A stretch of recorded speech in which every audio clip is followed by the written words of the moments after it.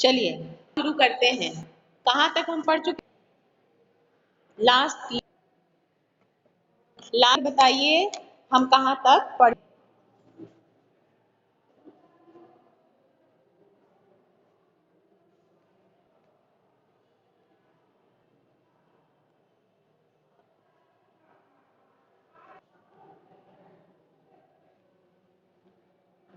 पंक्ति लिख कर बताइए हम कहाँ थे। चलो मुझे जहां तक याद है ध्यान दो।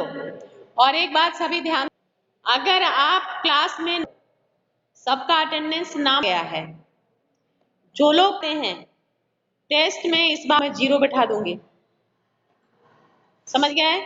असाइंस भी 10 नंबर नहीं दूंगी ही नहीं, वो 0 जाएगा। ये सब मार्क्स आपके 80 जुड़ते हैं। अगर आप क्लास नहीं करते हो तो कीमत पर नहीं मिलना है, वो मार्क्स मिल जाएगा नहीं मिलेगा। 30 नंबर हर हालत में डूबे। जो सुन रहे हैं वो भी, जो नहीं सुनिएगा। अब कुछ नहीं सुनूंगी मैं। चलिए पढ़ती हूँ। अलगू चौधरी असया, लेकिन सरपंच की जब उसने मन ही मन सोच के मुंह में ईश्वर मुझे न्याय के समय देना चाहिए, मौसी की बात को गौर से सुना। गांव वाले फैसला सुनने के लिए तत्पर, गांव वाले व्याकुलता से प्रतीक्षा के क्या फैसला। अलगू ने अपना फैसला सुनाया। जुम्मन शेख है कि तुम माहवार मौसी को खर्ची ने क्या कहा था? पहले तो मौसी से हम जोड़ते हैं कि एक मौसी थी जिनके पास थोड़ी सी जमीन, कोई रिश्तेदार नहीं था जुम्मन। तो जुम्मन ने क्या कहा? मौसी की जमीन था, उसने मौसी को कहा कि तुम अपनी कर दो, सारी जिंदगी तुम्हें पहनने की चिंता नहीं करनी होगी, वो मेरी। बहला फुसलाकर उनकी बहुत इज्जत खातिर करके जमीन अपने नाम तो लिखवा लिया। लेकिन जैसे ही जमीन लिख दी गई वैसे ही पत्नी, क्या नाम था जुम्मन को, जल्दी क्या नाम था? लिखकर बताओ, पढ़ते मुझे करना पड़ेगा है ना। जुम्मन की पत्नी का करीमन, ठीक है। स्वीटी, गुड। पीयूष, ठीक है। गौरव, सही है। तो करीमन दोनों के व्यवहार आ गया। करीम को खरी खोटी सुनाती रहती थी। अब मैंने, आप हमेशा तैयार रहो तो लिख के हम उसका जवाब दें। चुपचाप से बैठ, आप नहीं आए हुए। तो दोनों के व्यवहार में बहुत परिवर्तन होने लग गए। तो मौसी ने से पहले ये घर की बात थी कि तुम हर महीने पैसा दे दिया करो, मैं अपना लिया करूंगी, तुम पर मैं बोझ नहीं हूं। पैसे के नाम से जुम्मन मुकर नहीं, मैं क्यों पैसे दूं, मैंने तुम्हारी जिम्मेदारी। तब मौसी में पंचायत बुलानी, पंचायत में उन्होंने अलगू का फैसला करने के लिए, यही उचित है मौसी को खर्च देते रहो, अगर तुम मंजूर न हो तो पंचों के उसकी जमीन उसे वापस कर, यानी कि मौसी की जो जमीन तुमने ले ली कर दो, मौसी जाने तुम्हारी जिम्मेदारी नहीं रहेगी, तुम आराम से रहो। यह फैसला सुनकर जुम्मन को बड़ी हैरानी हुई, क्योंकि उसे तो था कि इस बुढ़िया को पंच में कोई भी फैसला होगा मेरे हक में होगा, और उसने देखा कि फैसला देने के लिए अलगू उसका नाम लिया गया है, तो उसे और बढ़ोतरी हो गई। उसे लगा अब तो फैसला हर हालत में मेरे ही हक में होगा, क्योंकि अलगू तो। लेकिन मुख में परमेश्वर का वास, ठीक है। पहले तो डरता था, डर रहा था कि इस लू से मुझे दूर रखो मौसी, मुझे क्यों बुला रहे। लेकिन जब क्या मित्रता तुम्हारे ईमान से बढ़, तब अलगू की आत्मा, उसे लगा कि नहीं कह रही है। फिर पंच की कुर्सी ने वही निर्णय सुनाया जो सुनाना, जो सही था, गलत नहीं कहा। तो ये सही सुन अलगू जुम्मन को ये लगा कि ये लिए एक सजा है, एक पनिश जो मेरे मित्र ने मुझे दिया, जिसकी नहीं की थी, उससे उम्मीद ऐसा करेगा। जुम्मन को लगा अलगू ने गलत न्याय को नहीं निभाया, वह अलगू से नहीं लगा। देखो फ के नीचे नुक्ता है, ठीक है, उसको सर्किल करो। नीचे नुक्ता है, उसको सर्किल। ये सब व्याकरण भी पढ़ते जाना। नीचे नुक्ता, अलगू से लगा और बदला लेने की ताक में रहने अवसर। कब अवसर मिलेगा? ने इस कहने का मतलब जो उसने किया है गलत, लूंगा। अपने के लिए बैलों की जरूरत थी, किसे जरूरत? जुम्मन के मित्र अलगू खेती करने के लिए, खेत जोतने के लिए जरूरत थी।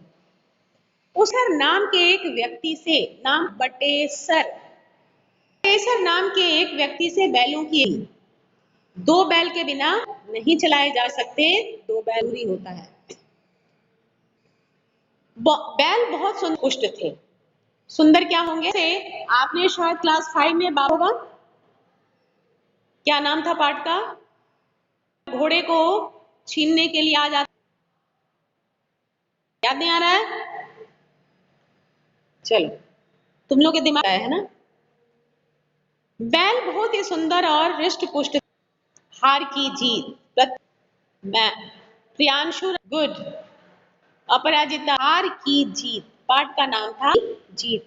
तो उसमें जो घोड़ा था वो और सुंदर था कि डाकू उसको छीनने के लिए आ गए थे। ये बैल है, हृष्ट पुष्ट क्या होंगे? साफ सुथरे होंगे, उनको चाहता होगा, नहीं तो जानवर गंदगी के कारण लायक नहीं होते। तो यहाँ बैल भी साफ सुथरे थे। जुम्मन अलगू से ईर्ष्या करने लगा। अलगू द्वारा खरीदे गए सुंदर जेलिसी होने लगी, ईर्ष्या होने लगी। एक रात जब सारा था तब जुम्मन ने एक बैल किया। देखो कितना बहस और कितना गलत काम। दो लोगों के बीच में दुश्मनी, दो लोग आपस में ही निपटाएं, लेकिन ऐसी चीज जिसे दोबारा पर हम नहीं ला सकेंगे वो कार नहीं है। इतना जुम्मन ने कर दिया। कर देखो कि हमारे उंगली में चोट थोड़ा सा कट जाता है तो हम कैसे, किसी को जहर दे दिया गया, इससे उसके सारे सिस्टम विषाक्त हो जाएगी, उसे कितनी तकलीफ पहुंची होगी। तो ये बहुत बड़ा पाप है। इस तरह के पाप करने से बचना चाहिए ना।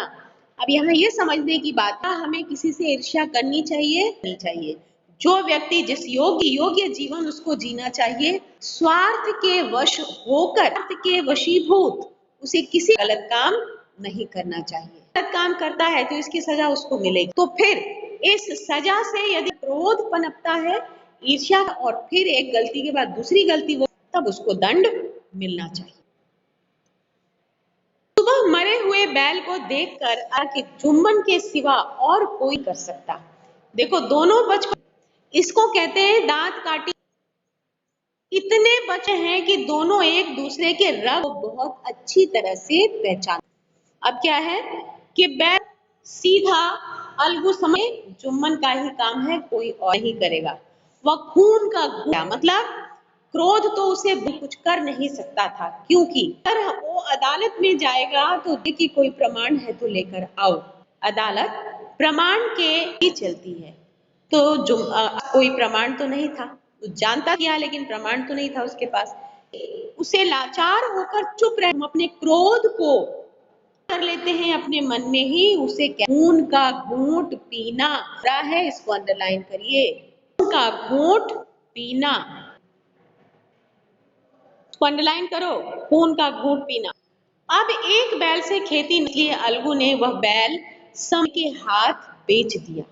अब चौथा आदमी कौन आ रहा है? समझो, उसके हाथ उसने बैल को, बैल का वो क्या करेगा, उसके पास इतने पैसे कि वो फिर से एक बैल।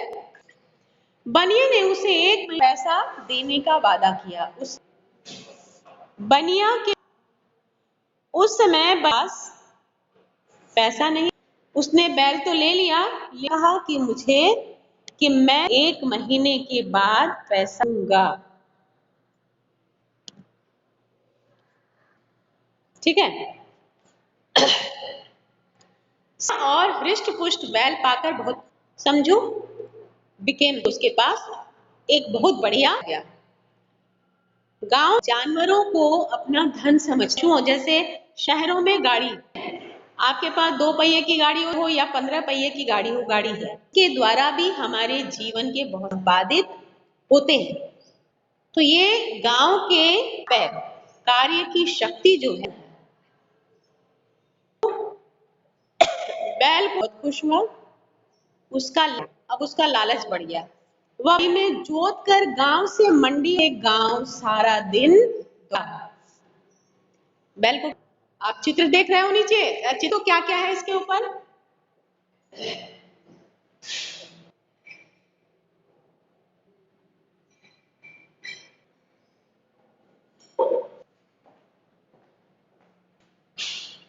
देखा, इसके ऊपर कितनी भारी भारी पीपे हैं। मैं जितना भार उठा सकता था उससे ज्यादा भार है इस। उसे ना तो उसके चारे की फिक्र थी ना पानी की। मतलब बैल है तो उसको खिलाने पिलाने से पैसा भी अभी तक नहीं दिया है।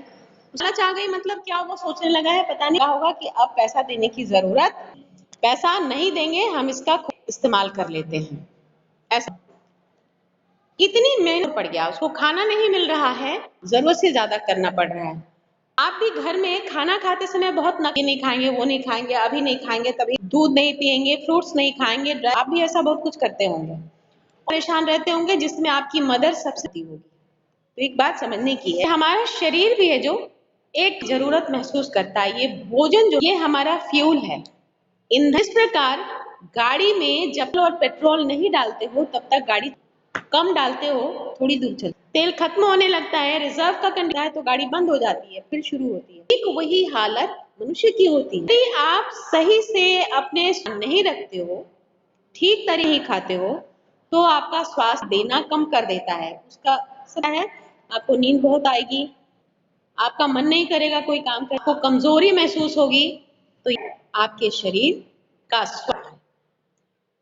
तो ठीक पशुओं को भी, जिनसे हम उन पशुओं के भी स्वास्थ्य का ध्यान, तभी वो आपका साथ दे पाएंगे। और आप भी अपने स्वास्थ्य का ध्यान रखिए।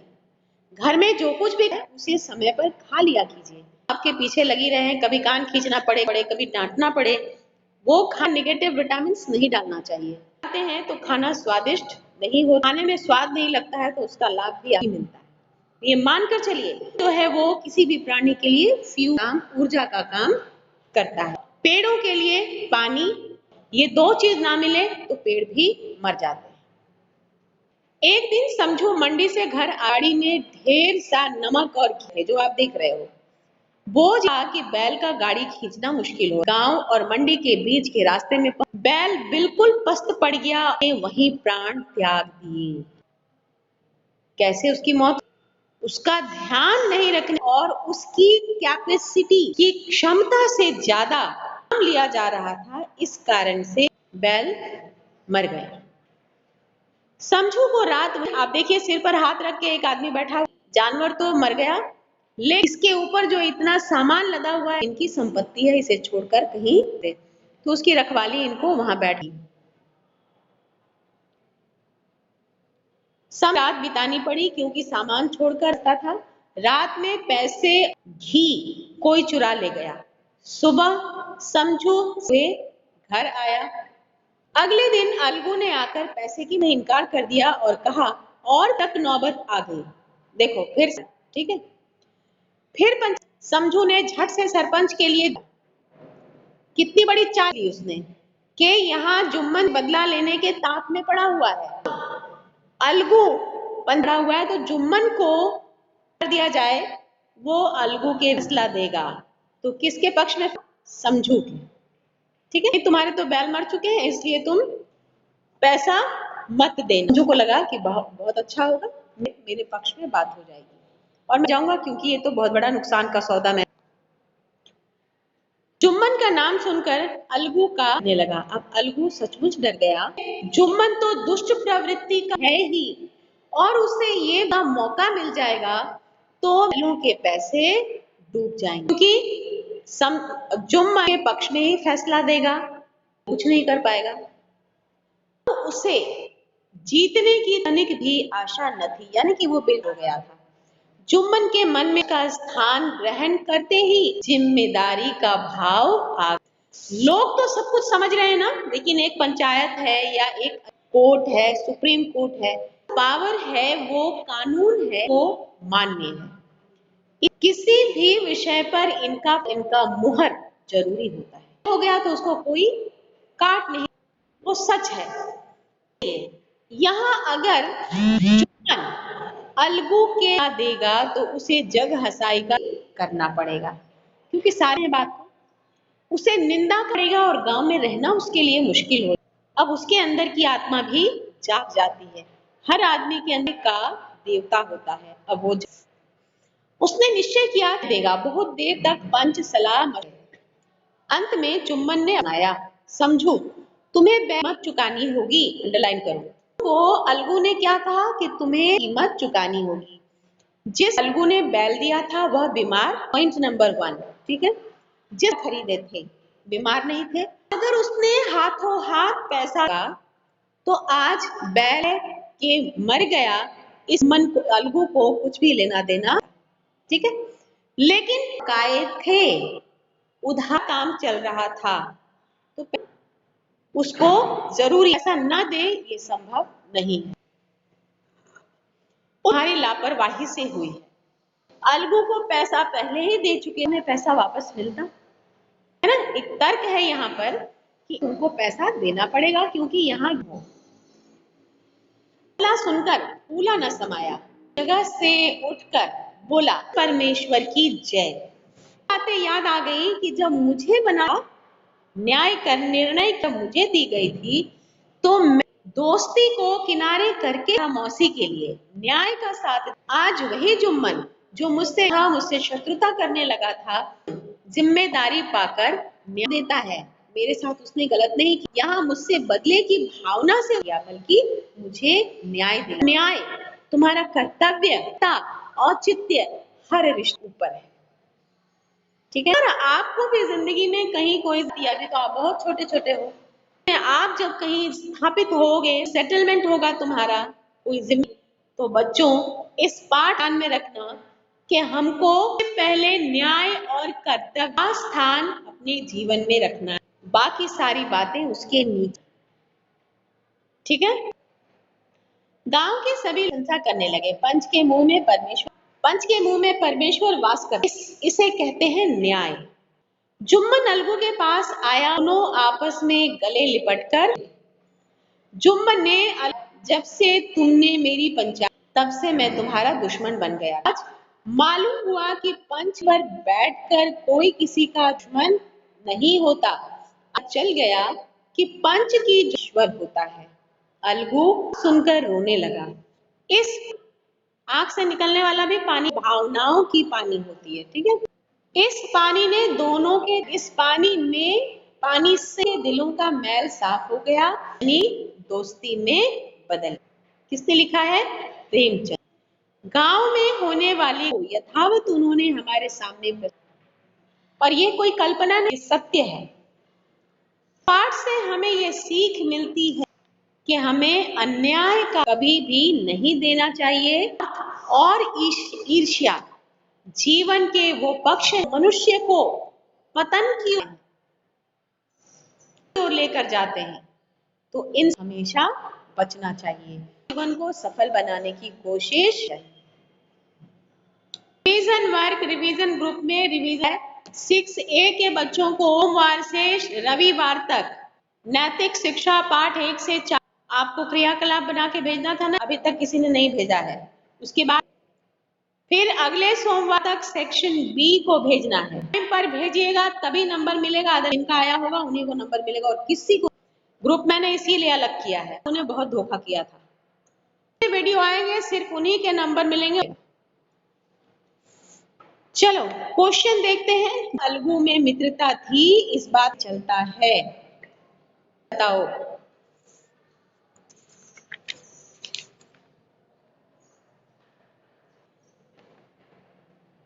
एक साथ खाना और इकट्ठे ही पढ़ना, दूसरे पर इतना विश्वास था कि तेरे जाते समय एक घर बार सौंप जाते। हिंदू और मुसलमान होते हुए भी उनकी कोई दीवार नहीं थी। पता चलता है कि बहुत थे, ठीक है। आंसर 1। क्या किया जिसके कारण मौसी को आने का फैसला करना पड़ा? जुम्मन ने की जमीन धोख अपने नाम करवा ली, और फिर मौसी को रोटियों के लिए भी था तरसाने, इसीलिए पंचायत में जाने का फैसला करना पड़ा। अलगू चौधरी सुनकर असमंजस में, अलगू और जुम्मन बहुत अच्छे मित्र थे। पंचायत में वो अपना नाम सुनकर अपने मित्र के विरुद्ध की स्थिति में आकर असमंजस में पड़ गया था। नीचे दिए गए कथन किसे कहे? बेटा मुझे रुपया दे दिया करो। किसने कहे? किससे कहे? जुम्मन। बुक में लिखते जाओ। मौसी ने किससे कहा? जुम्मन।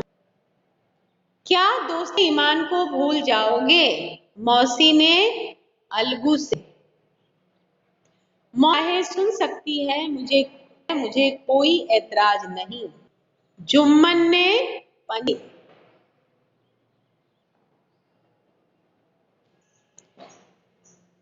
और गलत का निशान लगाना।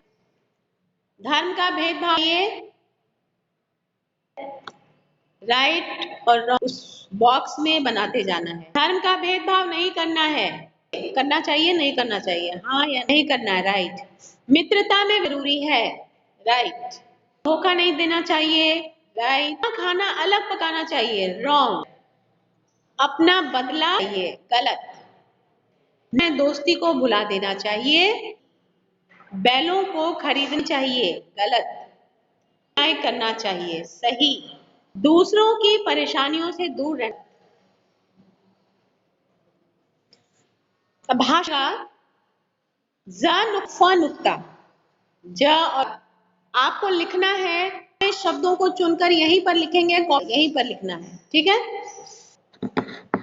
पाठ में आए मुहावरे नीचे दिए गए हैं। इनके अर्थ प्रत्येक मुहावरे से वाक्य ताक में रहना, अवसर तलाशते रहना।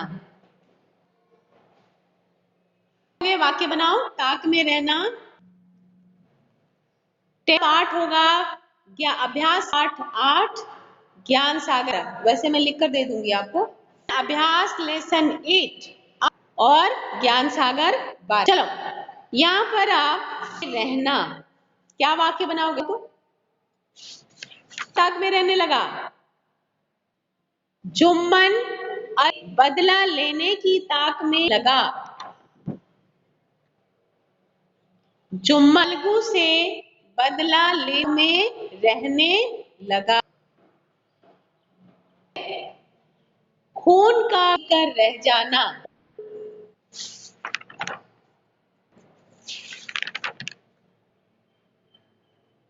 जानता था अलगू जान के उसके बैल जुम्मन ने जहर देकर मार डाला, लेकिन वह घूंट पीकर रह गया। लेकिन वह खून का घूंट रह गया। खून समाना बहुत खुश होना। बहुत खुश होना। कक्षा में मेरे आने पर मेरी माँ न समाई। मेरी माँ फूली न समाई, बहुत खुश हो गई।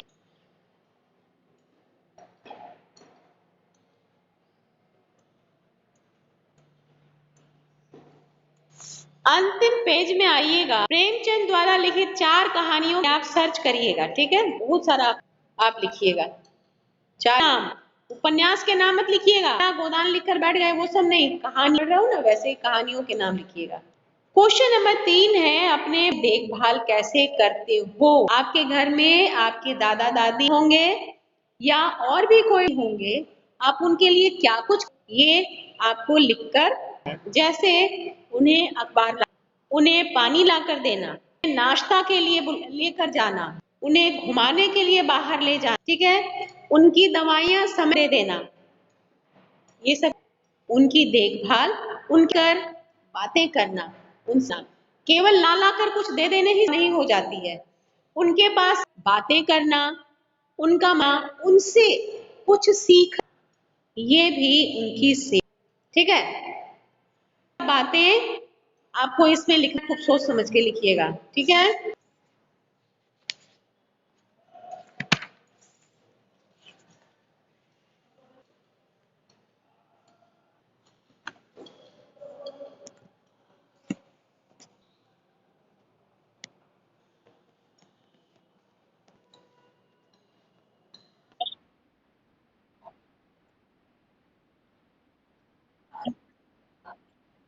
हम्म। हम्म। लिख लो।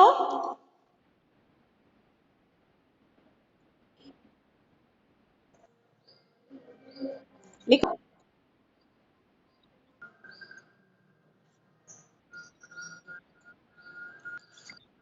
बड़े भाई साहब।